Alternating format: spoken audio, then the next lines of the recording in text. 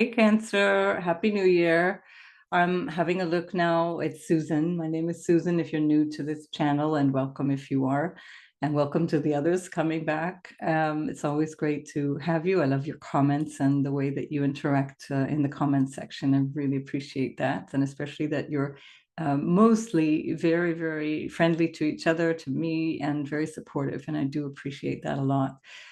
Speaking as a fellow Cancer rising and moon. So this is going to be a really good time to be a Cancer. I'm so happy to say that because it's been a hell of a ride for quite a few years, as I don't need to tell you. And so this year is looking like a year really full of opportunities, full of many, many blessings in ways that are quite unique to this moment in time. So it's definitely not a year to retreat into your shell or your bedroom or under the covers or whatever it is that you retreat into. This is a year to really step out and take what is yours to enjoy in this moment in time. So we have in the beginning of the year, in January, we've got Pluto moving into the 8th house, and it's joined by the sun. So the sun moves in, and then about 11 hours later, Pluto moves in right behind it. And that's pretty powerful because it's a really big sort of hey in the 8th house, which is where Pluto was before in 2023 between the 23rd of March and the 11th of June. So it's not the first ride in, but Pluto gets up to 2 degrees this time. And then it turns around. So in May, 2nd of May, it's going to be retrograde. And then it moves back on the, what is it now? It moves back on the 2nd of September, or maybe it's, yeah, 2nd of September, universal time, goes back into Capricorn. So we still have one last thing. And for those of us who have 29 degrees of Cancer rising or any other placement, there is one last pass over the descendant or any other points that you might have in Capricorn in opposition to Cancer. So this will be a big sigh of relief once this year has passed, but it's actually not going to be as dramatic as it has been. Usually the initial passes are the ones that are the most impactful. Now it's more like tying up loose ends and trying to understand the meaning behind all of it. What were the lessons, and really go deep into what were the lessons, because the energy of Pluto in any quadrant sign, but especially in the 7th house, which is opposite the first sign, it's really going to teach you a lot about how you interact and how you put up boundaries, how you stand up for yourself, and how you need to engage in a way that is holding yourself in your own power, so that you're not engaging with others in a manipulative or an overpowering way. So we're done with all the interactions that are holding power over us, and we're taking the power in. When Pluto goes into the 8th house, now it's a much deeper dive inside. This is the house of intimacy. It's the house of shared resources as well. It's other people's money. There can be money coming to the Cancer rising sun or moon. And of course, these readings are for sun, moon, and rising signs. And this is always the case. And so please read the description below, because I tell you more about that. But when Pluto goes into the 8th house, it can also be that there's some kind of something that you're receiving from other people. It can be money, or it can be advice as well. It can be support in some way, but it comes from a really deep place, and that can come from even therapy, for example, or some kind of deeper connection to the occult or to healing ways, healing methodologies, psychological or spiritual or metaphysical types of healing methodologies. With Pluto going through there, you would benefit enormously from digging deeper into all of that. And depending on your natal chart and what's coming up already through the natal chart, Pluto going through the 8th can really waken up some intuition and older ways of experiencing, older meaning like innate and perhaps even from other lifetimes, understandings and ways of understanding other people, intuition and even a sort of a deeper spiritual knowing. That 8th house is trining the 12th house and the 4th house, where we connect with different layers of our mind and understanding things. So the eighth is also taxes and death and all of the other stuff as well. It's a house where we can find sudden and quite disruptive transformation. And Pluto, of course, is all about that too. And so there may be something that happens in terms of an unexpected or unwelcome development. It's Pluto is there for 20 years, so it would be pretty surprising if you didn't have some sudden, unexpected, or unwelcome development over the course of 20 years. That's how this human life is on this planet.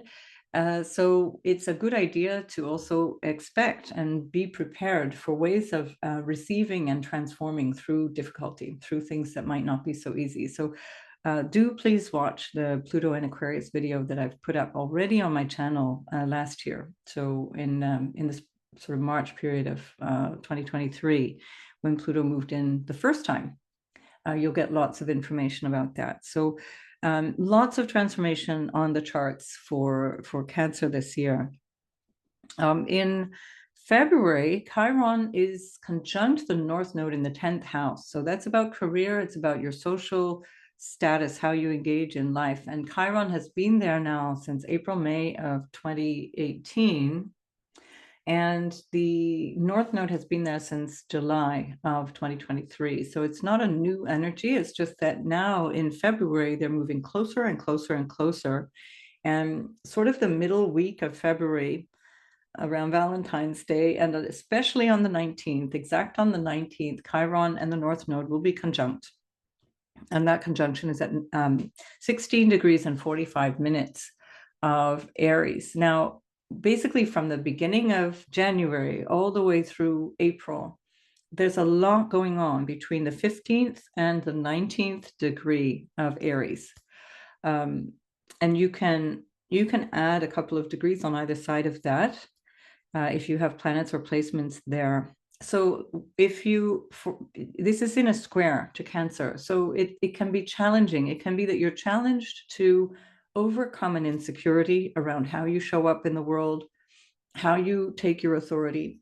It might be that you have a feeling of insecurity. You might have a feeling of not being good enough, or there's a lack of trust in your own capacities, especially so if you do have Chiron in Aries natally. And this is something that's going to be triggering your Chiron return in that case. So those would be people born from like 67 through the early 70s. Anywhere between sort of 49 and 51 years old is your Chiron return. So if it's this year, then the fact that it's combining with the North Node will make something really evident, really show up in your life. It's new. It's a new way of seeing yourself. It's a new potential for not only healing yourself, but also becoming known as a healer, for example. It's in the 10th house. It's what you're known for.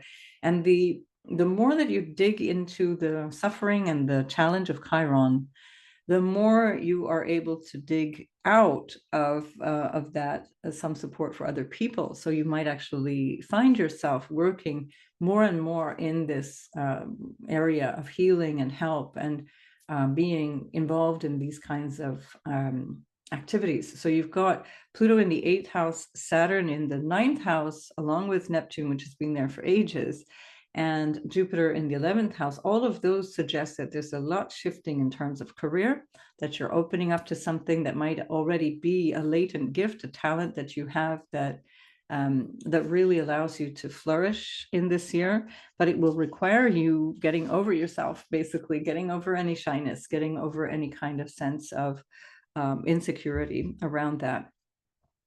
Around that 10th house, how you show up. The 10th house is also relationships. And so it might be that you're recognizing how, relationships affect you. You want a relationship, but it's not happening. Mars is ruling, for example, your 5th house and your 10th house. And so it's ruling the eclipse cycles with the North Node in Aries, and of course the Chiron for the time that Chiron is there in Aries. So check what Mars is doing in your chart, and see, maybe this is to do with the relationship. And especially, for example, in January, we've got Mars going through the 7th house of relationship. And so there might be a healing around somebody that you meet through relationship, and that it could also be a business partner, for example. That might be something to do with that. I'd have to see your natal chart to know more about that. As we go into March, we then have a penumbral lunar eclipse. So penumbral means that it's only part of the moon that is occulting the sun. So we see that there's still a glow around that, and so it's in on the 25th of March, and it's in 10 degrees of Libra. That's happening in your fourth house of home. Now, of course, the fourth house is where you feel also emotionally and psychologically secure. So there might be something that you're recognizing about what needs to change in terms of your home, what you're ready to let go of in terms of any, if it's a psychological or more emotional thing, then what it is that you're ready to let go of or what needs to change. That can be a change, of course, in terms of your relationship energy as well, because it's ruled by Venus. That is a Libran South Node eclipse there in the fourth. And so if you have, again, any placements around that 10-degree mark or a couple of degrees on either side of that, this will be really significant. The North Node, of course, remains there in the 10th house. And that is with the sun, the North Node and the sun together, really powerful potential happening there between the 4th and the 10th. So something to do with your career might be requiring you to change where you live or with whom you are living or how you live or how you feel about all of that. There might be a push and a pull between what you want in terms of your inner experience and what you have to do in terms of work. So then we have a total solar eclipse and a massive stellium in your 10th house. And that stellium is going to really pull a lot of energy in April into your career zone. April, the 10th and 11th house are really, really lit up for Cancer. And so there's something here to do with work, with money, with the people that you might work with, the benefit that you get from the work that you do, or the social status and how that might be changing, maybe a prominence there that is unexpected or planned for and very welcome. So either way, be prepared to show up in a very new way. None of these things are happening magically. So as always, we need to take action. This is why it's helpful to know what's coming, because then you can develop yourself and take action based on what you want to see in the future. So don't hang around and wait for gifts to rain down from the sky. So on the 8th of April, the Aries eclipse is at 19 degrees. And what's really interesting is that is exactly conjunct Chiron at 19 degrees. So I mentioned that 15 to 19 degree zone of Aries is really important in the spring, in the early months of 2024. And so now we have the North Node at 15 degrees. And we have Chiron at 19 degrees. So where at the beginning of the year that was reversed, now we have them in that order. And so the 19-degree Chiron sun and moon is showing you that there's now a new role for you that you want to understand through a new lens of how you perceive yourself, where you may have understood in the past. Now you've hopefully got the message of how you might have been holding yourself back, or a sense of, for example, through February, understanding what it is that you might be sabotaging in terms of your own success, how you might be sabotaging your own ambitions and desires. And so, and it can also, the lens can turn around in the sense that you've figured that out, and now you're seen as a healer. You're seen as somebody who can really be helpful and reach out into the world. And that would certainly be merited if you've done the work on yourself. So it has to come from a certain amount of personal sacrifice or pain or discomfort from understanding and recognizing your patterns. And so, as I said in the beginning, this is not the year to stay under the duvet. You definitely want to be reaching out, stretching out of your comfort zone there with that Chiron North Node, and then the Chiron conjunct the new moon at this total solar eclipse, which is quite massive. At the same time, all the way through April until the 25th of April, Mars is retrograde in Aries. pardon me, Mercury is retrograde in Aries. And so there's probably quite a lot that you're needing to revise or having to go over, or there's something that you are maybe bringing in from the past that you want to redo and then present anew, or present in a way that you have understood better. So probably you'll find that where April feels really hectic and a lot coming up, it's starting something, but you haven't quite been able to grapple with it. And then when May comes along, that might be an easier month to start to actually grapple with things and put things in order, in motion.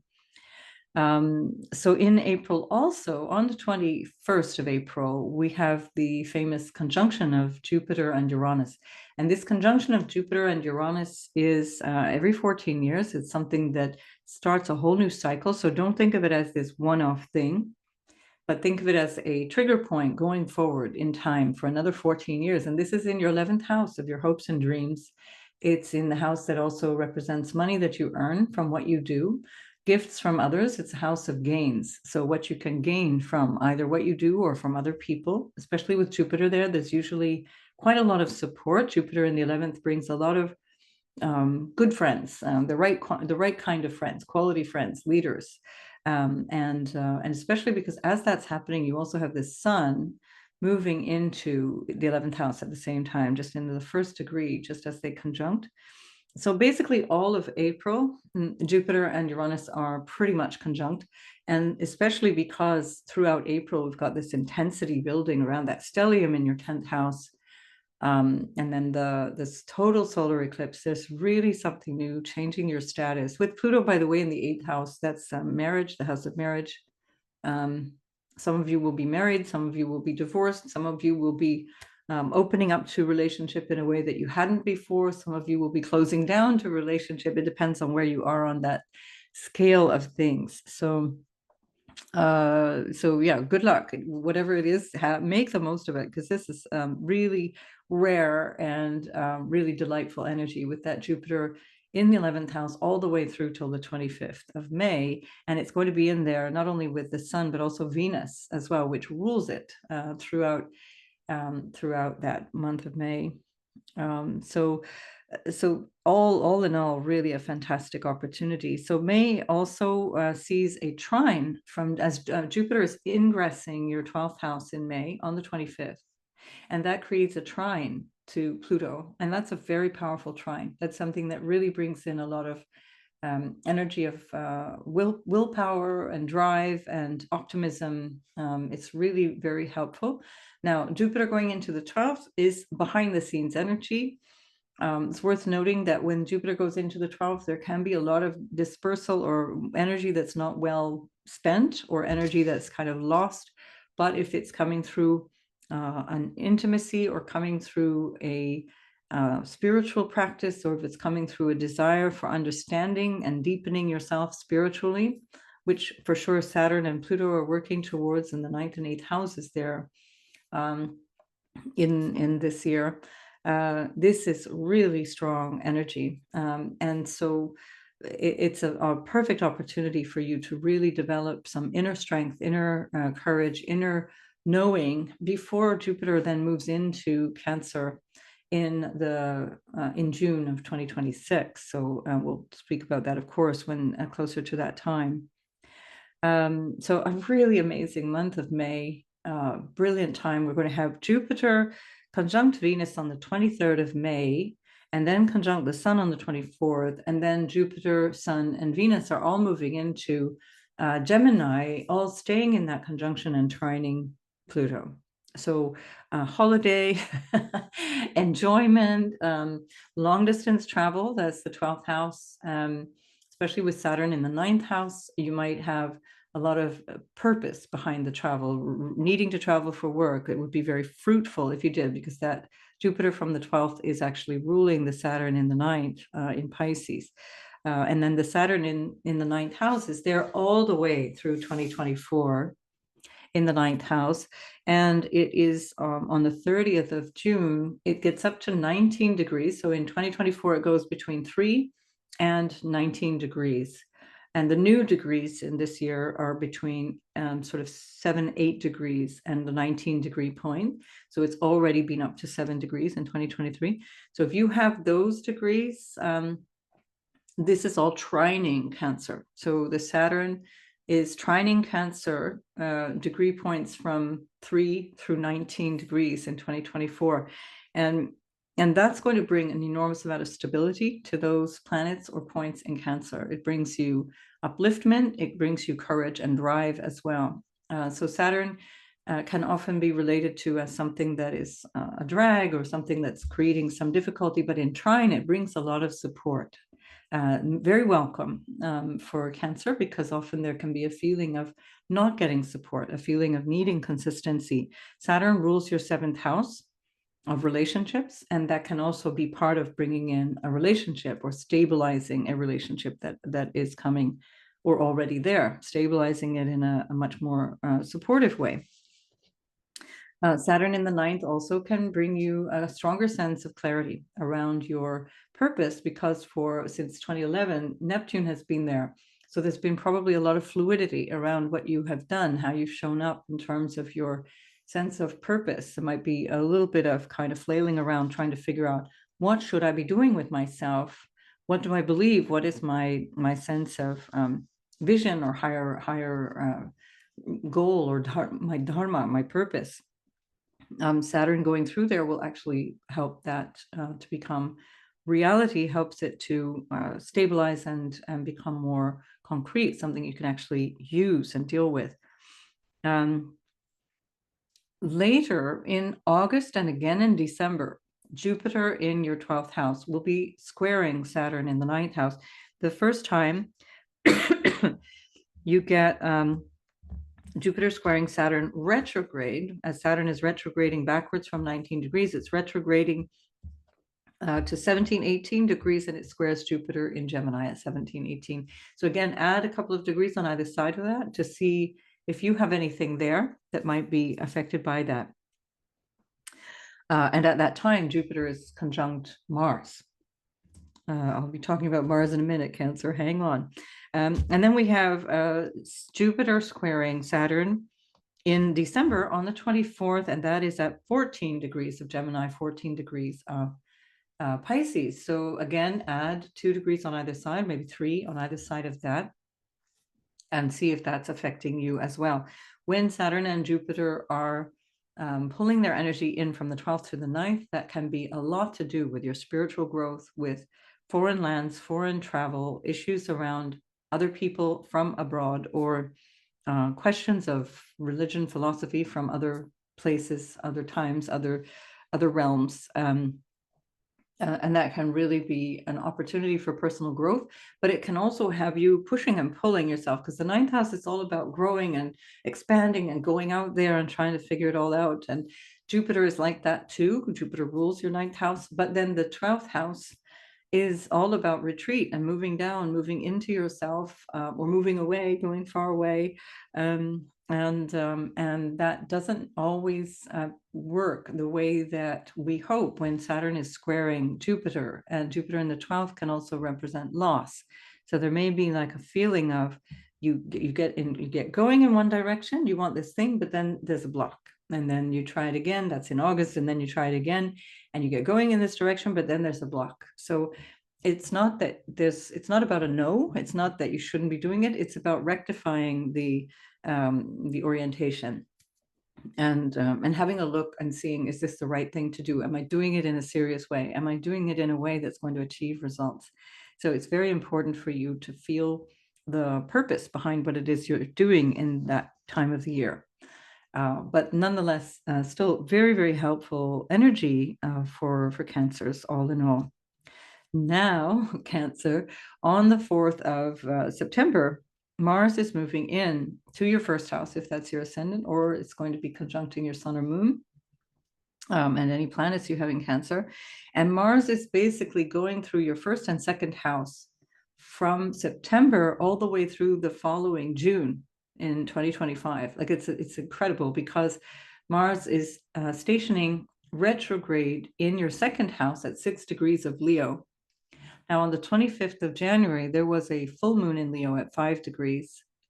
And this is tying that in. So what's going on in January, take note on the 25th of January at that full moon in Leo, and we're going to get a reckoning or an acknowledgement or a sense of needing to revise or deal with this thing, probably around money or around values or around potentially around your family as well. And that will come on the 5th of December, 2024 at 6 degrees of Leo, where Mars is stationing retrograde. Then Mars goes back into the sign of Cancer. It keeps going through Cancer until it then in 2025 will station direct and come back through Leo. So Mars is in Cancer basically from September, October, and then into into part of November, and then coming back again until April 2025. So we'll speak about that later towards the end of the year. But just keep that in mind. It's going to give you a lot of drive. When Mars is in the first house, you feel a lot more get up and go, a lot more ambition. There can be some tension or a sense of egotism that can come in. That depends on your natal chart. There will be times, of course, when Mars is trining Saturn that will give you an incredible willpower and a great drive.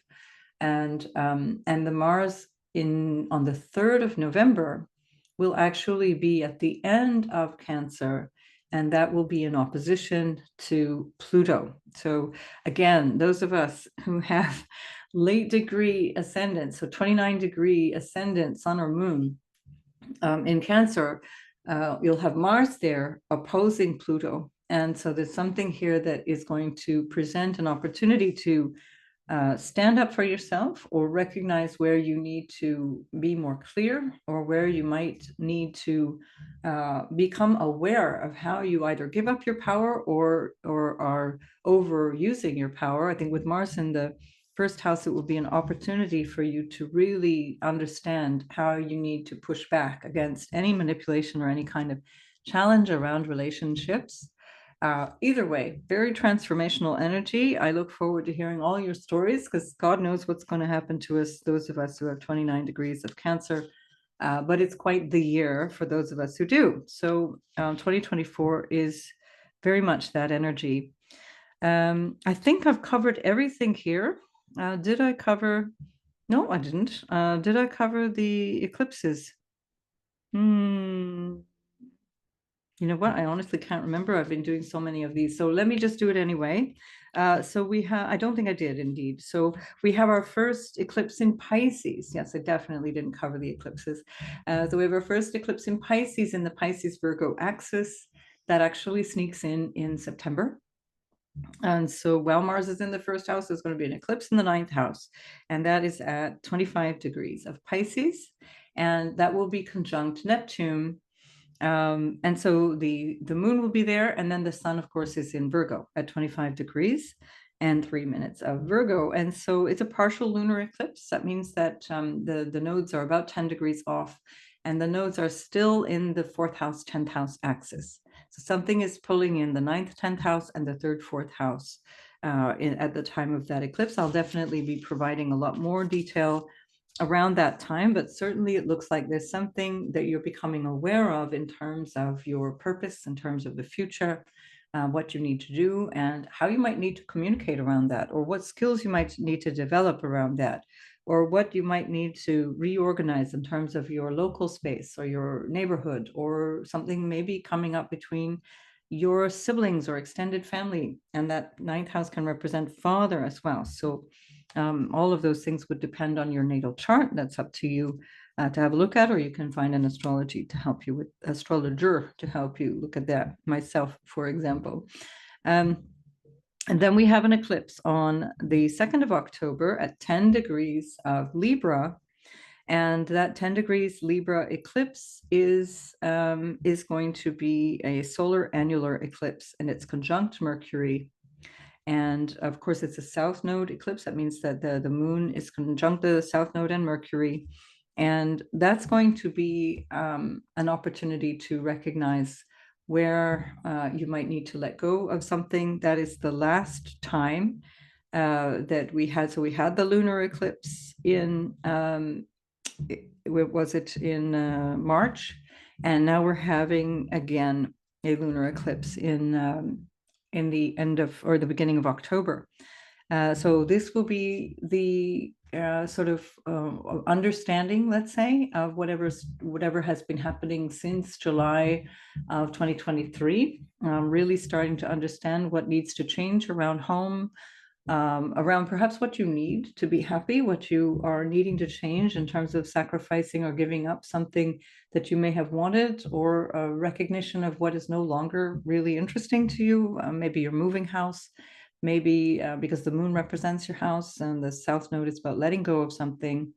There may be something about your emotional or psychological nature where where you have a reason to let go of something that you might be holding on to, and that might be helped with that transit of Pluto going through the 8th house, where you're really recognizing something, as well as the Jupiter in the 12th. It's bringing up some, this is a trinal energy there to that moon, and it's bringing up some awareness deep, deep, deep down, unconsciously, or in terms of ancestral learning, where you're ready now to let go and move on. That might be about letting go of some childhood stuff as well, childhood patterns. So, right. So I think that's covered it. Cancer, it's quite the year ahead. I think Cancers are doing really, really well in 2024. So I wish you all the best, and let's stay in touch and find out how it's all going for us. Bye bye.